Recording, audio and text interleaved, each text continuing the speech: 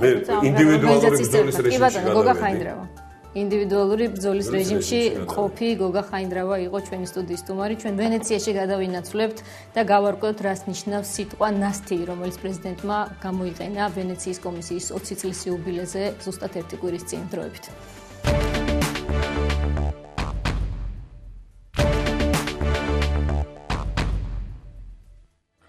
პოლიტმეტრი ეთერში ბრუნდება ფრაზა, რომელიც ვენეციის კომისიის 20 წლის იუბილეზე შეკრებილ საზოგადოებას კარგად დაამახსოვრდა. საქართველოს პრეზიდენტმა მის ქვეყანაში მოქმედ თავისუფალ მედია საშუალებებს საძაგელი საზიზღარი უწოდა. სიტყვა ნასტი, რომელიც მან ამ კონტექსტში გამოიყენა, გაცილებით უფრო მძიმედად შეიძლება ითარგმნოს. ანუ პრეზიდენტმა შესაძლოა უარესიც იგულისხმა. მაესტრო მის ყველაზე რბილი ვერსიით თარგმნა. ძმებდგავარ მდგომარეობს ღია საზოგადოებაში. ეს ღია საზოგადოება არსებობს საქართველოში და მასში შედის თავისუფალი მედიაც. ჩვენ გვაქვს თავისუფალი მედია, რომელიც არის ძალიან აგრესიული და საძაგელი. განცხადების მოწმე ვენეციის კომისიის ხდომაზე მაესტრო გახდა, მაინც ვის გულისხმობდა პრეზიდენტი ამ ეპითეტში, თუმცა სანამ ამ თემაზე დისკუსიას დავიწყებდეთ, გავიხსენოთ, როგორ გაუარესდა ქვეყანაში საძაგელი მედიის თავისუფლების ინდექსი ბოლო 7 წლის განმავლობაში. 2003 წელი Freedom House-ის მონაცემებით საქართველო იმყოფება ნახევრად თავისუფალი მედიის ჯგუფში და 100 ქვეყნიდან იკავებს 53 ადგილს. 2005 წელი ჯგუფი უცვლელია ადგილი კი უკვე 116, ოღონდ 194 ქვეყნიდან. 2007 წელი მაჩვენებელი კიდევ უფრო ქვემოთ მოდის 121 ადგილი 195-დან და 2009 წელი 122 ადგილი, რითიც საქართველო პრაქტიკულად ასრულებს ნახევრად თავისუფალი მედიის ქვეყნების ჩამონათვალს და სულ 2 ნაბიჯი გააკლია ამ ჯგუფამდე. იმ ჯგუფამდე, რომელშიც თავისუფლებაზე ლაპარაკიც საერთოდ ზედმეტია. ამ შემთხვევაში საქართველო მხოლოდ კამბოჯასა და კენიას უსწრებს. ჩვენ სწორედ ამ თემებზე ვისაუბრებთ დღეს ბატონ იაგო კაჭკაჭიშვილთან, სოციოლოგთან და ჩვენი სტუდიის მეორე სტუმართან, ფსიქოლოგ ბატონ დავით ამირეჯიბთან ერთად. საღამოშიდობისა ბატონებო, ბატონ იაგო, ბატონ დავით, დიდი მადლობა სტუდიაში მობრძანებისთვის. ბატონ დავით, პირველ რიგში თქვენ მინდა კითხოთ, როგორ ფიქრობთ, ვინ მოიაზრა პრეზიდენტმა საძაგელ საზიზღარ მედიაში ქართული მედია საშუალებებისგან? ვიზე გაქვთ ეჭვი? იცით, საერთოდ მედია არ არის მარტო ინფორმატიული წყარო, საინფორმაციო წყარო, არამედ ცივილურ საზოგადოებაში და ცივილურ ქვეყნებში მედია არის პირველ რიგში აი იმ რაღაც უკაცრავად პროდიუსერს შემთხვევა თუ შეიძლება რომ ბატონმა იაგომ გაიგოს ბატონ დავითის ხმა პატრა ხარვეზია. ხო. ისმის ახლა? კი, ისმის, დიახ, მადლობა. დიახ, ესე იგი მე მის თქმა მინდა რომ ცივილური სამყაროში მედია არის დისკურსის, მე მგონი უმთავრესი, ერთ-ერთი უმთავრესი საშუალება და თავისთავად ეს დისკურსი არის ის, რაც განასხვავებს ცივილიზებულ სამყაროსა და თქვა ტოტალიტარულ რაღაც უკულტურო სამყაროს. რატომ არის ეს განსხვავება? იმიტომ რომ ცივილური სამყარო არის აგებული მოგებაზე, გამარჯვებაზე, სწორედ დისკურსში. ესე იგი, ლაპარაკი არის არგუმენტირებულ მსჯელობაზე, კამათზე, რაციონალურ პროცესზე, აზროვნების და გამარჯვება სწორედ ესე იგი ენის შიგნით. და როდესაც შენ მოიპოვებ გამარჯვებას დისკურსში, ანუ ენის ლოგოსის, როგორც ქვია ამას არა სივრცეში, მაშინ შენ გეძლევა ლეგიტიმაცია, რომ აი შედეგები ამ დისკურსის იყოს იმპლემენტირებული.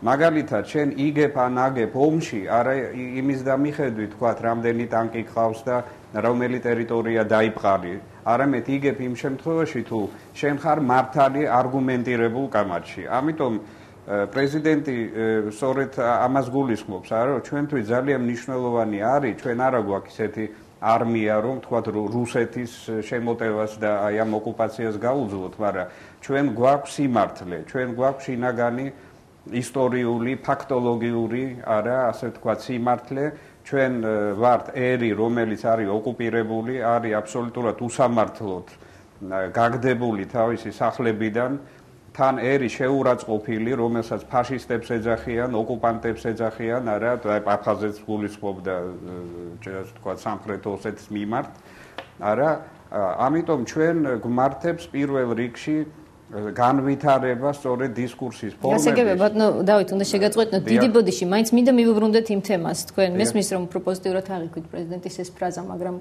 მინდა დავკონკრეტდეს სწორედ ასეთი მნიშვნელოვანი სფერო, რაც არის მედია, რომელიც თქვენ ახლა წარმოგიდგენთ და დაგვიხასიათეთ, რომ როგორც ძალიან აუცილებელი. რატომ იყო მოხსენიებული პრეზიდენტის მხრიდან? როგორ ფიქრობთ? ასეთი სიტყვით, საძაგელი, საზიზღარი, თუმცა შეიძლება უფრო უარესი სიტყვებითაც დავახასიათოთ.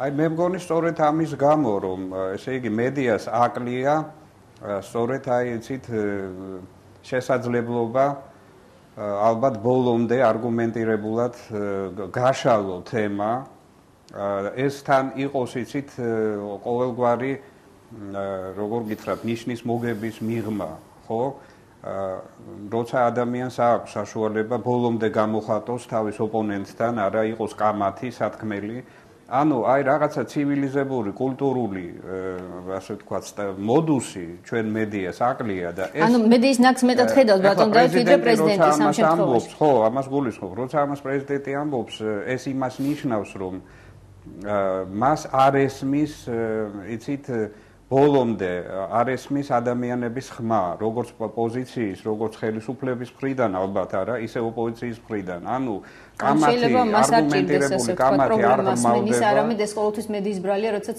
მას რაღაცას ვერ აგებინებს რომ მედია ის ბრალი ხომ არ არის შემთხვევით ამას გამორიცხავთ თქვენ არა იცით ახლა აღქმის უნარი ეს არა მარტო პრეზიდენტის სხვა შორის პრეზიდენტ შესანიშნავი აღქმის უნარი აქვს სხვადასხვა ენებზე ესე უამპოლიგლოტია და უამრავ ენას ფლობს ასე რომ მე მგონი ამაში კი არ არის. მოდი ბატონ დავით, ბატონ იაგოსთან გადავალ კითხვით, სულ ცოტა ხანს შევაჩერებ თქვენთან ეს კითხვას. ჩვენთვის ძალიან მნიშვნელოვანია, ესე იგი, იცით, სათქმელი ბოლომდე ვთქვათ ჩვენი და აი ეს სივრცე სადაც შეიძლება გამოთქვა, არა, ეს არის ინსტიტუციონალური სივრცე, ეს არ არის უბრალო ვთქვათ რაღაც ასე ვთქვათ სახში არა, რაღაცა რა ქვია, სამზარეულო სივრცე, არამედ ინსტიტუციური სივრცე, სადაც შეიძლება მნიშვნელოვანი სათქმელი ითქვას და მაშინ ეს გაიჟღერებს არა ბატონო იაგო რას ნიშნავს ეს ასეთი ფრაზეოლოგიის გამოყენება თავისუფალი მედიის კონტექსტში თან მამძანა თავისუფალი მედია ანუ აგრესიული და საძაგელი მედია იქნებ მართლაც და არა უშავს როგორ ფიქრობთ ჩვენ ხომ არ აღვიქვამთ ძალიან მწვავედ ამას ჩემთვის ასეთ ეპიტეტს პრეზიდენტის მიერ გამოყენებულს თავისუფალი მედიის მიმართ, საერთოდ მედიის მიმართ აქვს მხოლოდ ერთადერთი კონოტაცია თუ შეიძლება ასე ითქვას. ეს არის ის მნიშვნელობა, რომელიც არის აბსოლუტურად ტიპიური და ადეკვატური ავტორიტარული რეჟიმებისთვის. არც ერთ ავტორიტარულ საზოგადოებაში ავტორიტარ ხელისუფალს არ მოსწონს თავისუფალი მედია, რომელიც ხელისუფლების ენაზე არ ლაპარაკობს. და სამწუხაროდ კარგახანია უკვე ხელისუფლება შეეგუა იმას, სხვა შორის ეს არ არის მხოლოდ ამ ხელისუფლების დროს, არამედ ასე იყო, ასე ვთქვათ, წინა ხელისუფლების დროსაც. საქართველოს ხელისუფლება, ცენტრალური ხელისუფლება შეეგუა იმას, რომ ნაციონალური ტელეარხები ეს არის, ასე ვთქვათ, სახელმწიფო პროექტის ნაწილი. რიგ შემთხვევაში, როდესაც სახელმწიფო პროექტი რაღაც დადებით საქმიანობას გულისხმობს, მედიას ეს აქტივი შეეწერება, ხოლო იმ შემთხვევაში, როდესაც ხელისუფლების კრიტიკის დრო დგება და ასე ვთქვათ, მედიის საშუალებები, ჟურნალისტები ამას არ აკეთებენ, არამედ ასე ვთქვათ, მაამებლურ პოზიციას იჭერენ, თუ შეიძლება ასე ითქვას, ეს არის აბსოლუტურად არაადეკვატური დემოკრატიული ღირებულებების თვალსაზრისით. ამ განცხადებით პრეზიდენტმა ნამდვილად ვერ გამოავლინა საკუთარი თავი როგორც დემოკრატმა, როგორც ადამიანმა, რომელიც მედიის, რომელიც პრინციპში არის თავისუფალი სივრცე დისკურსთა, როგორც ბატონმა დავითმა თქვა, რაღაც დისკურსთა შეჯახების, თუნდაც შეჯერების, დაპირისპირების, კამათის და შემდეგ არა, აი ამ სივრცის მიმართ მან გამოხატა ძალიან აშკარა შეუგუებლობა, რაც ჩემი აზრით შემაშფოთებელი განცხადება. ნიგო რომ არ ესმოდეს, რაც ბატონმა დავითმა ბრძანა, თქვათ პრეზიდენტს ამ დისკურსის შეიძლება რომ ერთი შეკითხვა მაქვს, მე რაღაცა არ მე მგონი საკმაოდ აქტიურად ვადევნებ ბატონ დავით თვალს ქართულ მედიას.